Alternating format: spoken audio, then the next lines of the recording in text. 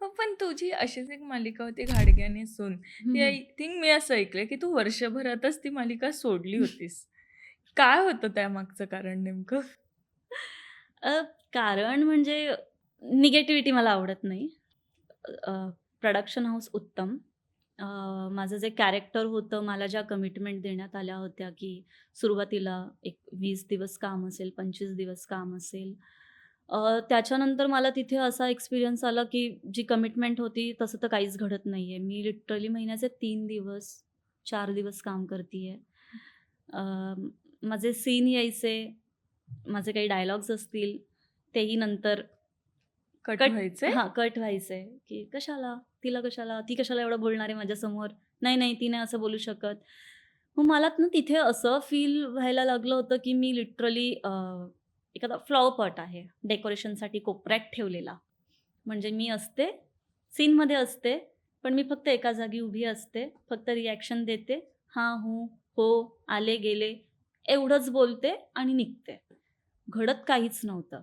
मग मला तिथे काम करताना असं झालं होतं, की मी हे करण्यासाठी तरी नाही आली आहे इकडे मुंबईत एवढं सगळं सोडून. मला खरंच काम करायचंय, शिकायचंय, काहीतरी चांगलं करायचंय आणि हे जे काही घडतंय ते चुकीचं घडतंय. हो. आणि प्रोड्युसर होते त्यांच्यासोबत सुद्धा मी फोनवर बोलले, की "सर असं-असं होतंय. मला खरंच काम करायचंय. उद्या जर मला दुसरीकडे कुठे काही दाखवायचं असेल, की सीन दाखवायचा एखादा, माझं काम बघा, तर मी काय दाखवू?" आणि खरंच त्यांनी सुद्धा ते इतकं छान घेतलं समजून त्यांनी मला. ते म्हणाले, की "हो, बरोबर आहे तुझं. आम्हालाही कळतंय. जर तू काही डिसिजन घेत असशील, तर आमची काहीच हरकत नाहीये, कारण तू तुझ्या जागी बरोबर आहेस. आणि तू दिसतेस छान, तू कामही चांगलं करतीयेस आणि आमची पण इच्छा आहे, की बास झालं आता तू लीड कर. त्याच्यामुळे तू कर, तू प्रयत्न कर. आपल्याकडेही काही असेल तर डेफिनेटली आम्ही तुला फोन करू आणि आमचा तुला सपोर्ट आहे. त्याच्यामुळे तू असा काही विचार करत असशील तर आमची काहीच हरकत नाहीये, कारण ते आम्हालाही कळतंय. पण काही गोष्टी आमच्याही हातात नसतात. त्याच्यामुळे चालेल. तर तो म्युच्युअली डिसिजन होता आणि बाकी होत्या बऱ्याचशा गोष्टी. तू मगाशीच म्हणाली, की एक स्टॅम्प लागतो जेव्हा आपण साइड हो. रोल्स करतो. हं, हं, हं. मला सांग साइड रोल्स ते लीड रोल ही जर्नी तुझी कशी होती आणि किती वेळ घेतलास खरं तर यासाठी? मी 2016 ला आले होते मुंबईत. पहिला शो माझा. हो. पहिला शो हिरोची बहीण. दुसरा शो सरस्वती, अगेन हिरोची बहीण, बहीण. तिसरा शो हा घाडगे अँड सून, हिरोची बहीण. बहीण. मग ते बहीण, बहीण, बहीण हा जो काही स्टॅम्प लागला होता, त्याच्यानंतर मग लॉकडाऊनची मधली 2 वर्ष. त्याच्यात असंख्य फोन यायचे मला ऑडिशनसाठी. बरेचसे फोन आले, कारण मी घाडगे अँड सून तेव्हा सोडली हो. होती. पण कॅरेक्टरसाठीच. कॅरेक्टर काय? बहीण. आणि मग मला असं झालं होतं, की मान्य आहे मला, पण मी 3 शो केले म्हणजे मला तो टॅग लागलाय का, की मी बहिणीचंच काम करतीये. मला करायचंय. दुसरं काही कॅरेक्टर असेल तरी चालेल, पण बहीण नको आता.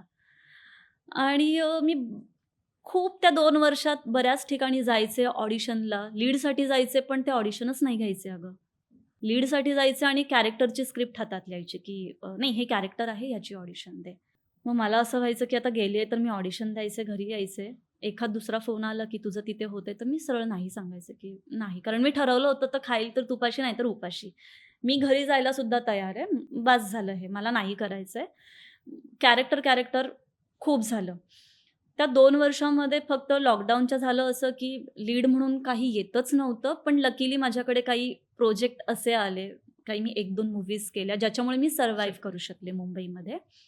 आणि मी जसं मगाशी म्हणाले तसं मग म्हटलं आता हिंदीमध्ये ट्राय ट्राय करून करू. बघूयात. हिंदीमध्ये चालेल मला कॅरेक्टर. कारण ते तेव्हा एक ती इमेज वेगळी असते ना, आपण मराठीतून हिंदीत जाणार.